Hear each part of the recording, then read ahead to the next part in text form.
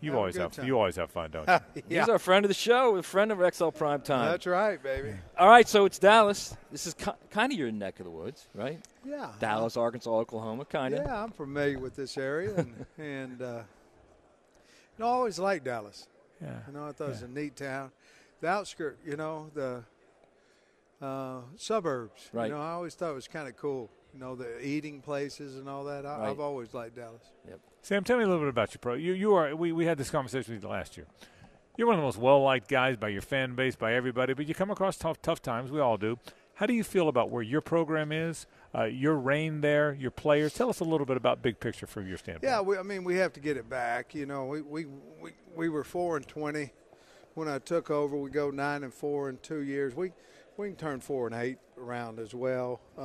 We got to win close games. We lost 5 games by a touchdown or less. Year before was that way a little bit. So we're going back to say, do we need to be more aggressive when we tie it up at the end of the game defensively? Do we need to be more aggressive offensively? Do we need better players at this position? Do we need better play calls? Because you just got to win the close game. And that's going to be year in and year out. And we didn't do that last year. And we went on a 5 or 6 game losing streak, and then ended up, going and winning at Florida. And I thought, well, okay, we got it turned around again. And then we laid an egg coming back home against Auburn. So, and they played well. So I just really like the camaraderie of this team, the closeness. And I know it's talking season, but I think y'all know I mean what I say. I just really like this team. I like it because of Taylen Green and Carmona and Blackstock and the guys that we have on the team that can lead the team when the coaches aren't there. And at times this summer, they've done a nice job. So I think it's all just about – here's what I think, too. I think the playoff gives you more hope, too. In other words, you lose a game or two or whatever, and in the past it's been where – oh, well, we're out of the playoffs, we're out of this, we're out of that. Yeah, it rolls, yeah. You're not that way anymore. Yeah. So I think it's going to give new life to a lot of people. So those one-possession games, Sam, that is truly the difference between 5-7 or 9-3. Yeah. Right? That's you guys are that close right now. Would you agree with that? Well, it happened. Yeah. So, you're 31-31 at LSU, and they drive right down and kick a field goal with no time left. You're 3 down with the ball at Alabama, and we got to play. The guy falls down, and we lose by 3. We're ahead in the 4th against Ole Miss, at Ole Miss. Golly, I hate even reliving this. Keep going. So my point being is as far as 4-8, because the bottom line is 4-8. Yeah. As far as 4-8 is away, because it's a hell of a long way from 9-3. Right. It just is. Long way. If you take each individual game out of there, it's feasible that's where you could be. So are we closer? We're a hell of a lot closer to 8 and 9 than we are to 4, in my opinion. But you can't lose 5 of them that way, and hell, win 3 of them. You go 7-5, and nobody's happy with that. But they're a hell of a lot happier than 4-8, right? Including me. Yeah. Right. And so, but I really like this team. I think we've solidified some of our problem areas. Maybe I think Bobby coming in is going to be big for us offensively, and along with Eric and Colby and so I think we're going to be pretty good, and Ronnie, and so I think we're going to be pretty good offensively, and I know we'll be a lot better defensively. So Sam, tell us about Taylen Green. We saw the spring game. He's pretty now. Tell us some things we don't know about him. You got to be excited about him. Gosh, the thing I'm most excited about him is he can throw the football. You saw the spring game, and the guy's accurate, and you understand Bobby's done a great job with. They both have, but Bobby's done a good job with him. And you haven't seen him run. He ran 22.5 against UNLV last year with pads on in the bowl game. That's pretty flying. good. Yeah, it is flying. And he's put on 13 quality pounds. So there's no telling what he can do. Now, if the offensive line is elevated like I think they are, then we could be. We got Jaquinta Jackson, and we're Rodney Hill, and You got some dudes, skill Tyrell players. Reed. Yeah. So we went out and got some players, and they seem to have really gelled together. I'll tell you what, guys. Yesterday, I was in the weight room. They were squatting. We had a DJ in there. And them guys were, and they love each other. They like each other. Yeah. That's good, too. I mean, it's crazy. You could see it in the spring. I think Green has a lot to do with that. I mean, he's special, man. He's a special kid. Interesting. All right, so your first few years you had Barry Odom with you. Love him. You and Barry were simpatico, best buds. Yeah, love him. He helped you a lot. He did. Can Bobby be that type of guy this year? Yeah, that was one of the many reasons to hire Bobby. But, he had what Barry had. He had that SEC coaching experience because it's different. And he had it at Arkansas, which now donors, guys can help you in the NIL.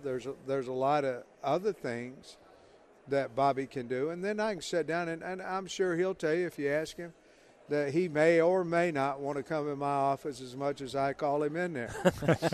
But I like him. I love the man. I think he's a good man. I like him. I like to sit down in front of him, talk to him. And then sometimes I'll apologize, say, sorry, bro, just wasted 20 minutes of your life. So he's not going walks on you like Barry. With Barry, you and Barry used to take those long walks. Barry he's not would doing walk, that. and we'd have that going. but I can't right now. I got a bad ankle, bad hip. I got to get right. I'm about to get it right. But that's Bobby and I. First thing in the morning, he's our first guy there all the time. Nice. And so I called him in and want to visit with him a little bit. Sam, tell us about obviously you've had a bird's eye view of Texas and Oklahoma. To a lot of the teams that are further east than you, they haven't. How do you feel about the new league, them being in it, where we're going in college football? I like it, and if it took that to separate the West and the East and put us all together, then I'm all for it. Because, we're sitting here, guys, and I'm in 5, and if I get to 7, when we get to 7, that'll be the first year we play Kentucky or Vanderbilt. 7 years as a head coach. Wow. Well, you can't be in the same damn league and not play a team for 7 freaking years. Yeah. Great point. I mean, that's silly. Yeah. So now this year we get to play Tennessee. And I'm not saying that we're just all can't wait to play Tennessee. I'm saying we played Tennessee one time since I've been, in 4 years. It's time to play Tennessee again. And I coached there. I got a love for Tennessee.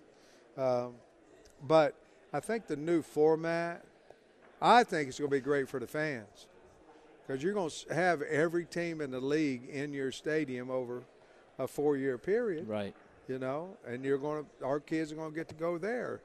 And I just think if it took OU and Texas to get it split up again, I think it was worth it. Good. The playoff, you mentioned this earlier, and I've been saying this all along. A lot of people who are critics of the playoff will say the expanded playoff. Will say, college football used to be, every game matters. Now it's, Sam, you start late October, every game is going to be huge. You're going to have playoff games the whole last month of the season. It's going to be incredible. Right? I mean, look at the NFL. It's working for them, ain't it? A little bit, yeah. And what they do, they expanded it, right? Yeah. They expanded into wild card teams and, what was it before? Division champs. And then, you know what I mean? Yeah. And for us, you're exactly right. You ain't going to wait till the playoffs to hit a playoff game. Right. That's just what it is. And that's our league. And so I think it's going to be wonderful because you're going to have significance. I mean, you're going to have – imagine how many 15th rated versus 13th rated teams that you're going to have in October and November. You got – or number 6 versus number 11. Mm-hmm. It's a big game. Yeah. And in this league, you ain't got to get to the playoffs to have a playoff game. Right. You just said it. It's true. Sam, final thing or two from us. In this hard world where it's so hard to keep winning, even when you came across tough times, you don't change. And I'm saying, I said it before you walked up here, so I'm not saying just because you're sitting here. You don't change. How hard is it to deal with that part of it for you? I think twofold. Number one, we've had success, as y'all know. So we can do it, and we have done it. Okay, there's number one. Number two, I think if you're an egotistical person and you think about me, well, if I think about me, I should be grateful and thankful for all the things the good Lord's given to me. You know what I mean? So here's what I'm going to tell you. It's never one time been about me. Never. I mean that. I know you do. It's been about the players, the state, and the staff, in that order. And so I'm not concerned about – I've had success. I'm not concerned, he was a failure. Hell no, I ain't no failure.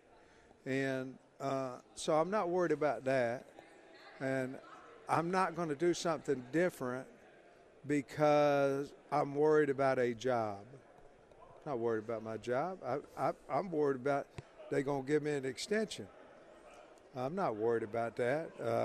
We've got a good staff, a good team, but it's easy when you don't when you're not a me guy. It's easy not to worry about that kind.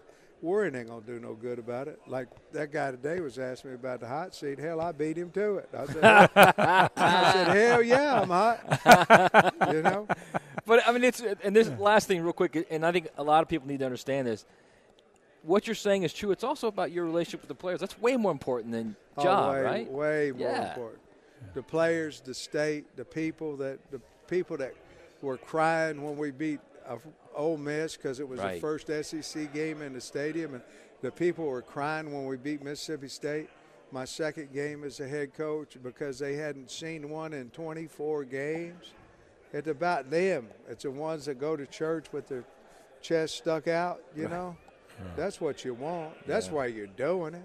Why else you going to do it? You know, that's why you're doing it. So I want more of that, and I want the state to feel good about the team, and that's it. That's the end of it. And if they don't and somebody wants to get rid of me, well, they just get rid of me. Right. But that ain't going to happen. We got too good a football team. College football needs Sam Pittman. I said it before you walked up here. Good luck this year, man. Thank you for stopping by. Thank you, Sam. Appreciate you. Sam Great to see you, Pittman. Hey, Mia here, and thanks so much for watching 1010XL's coverage of the 2024 SEC Media Days, brought to you by Instant Keys. If you're looking for even more college football content this fall, be sure to subscribe to our 1010XL Gators, 1010XL Seminoles channels.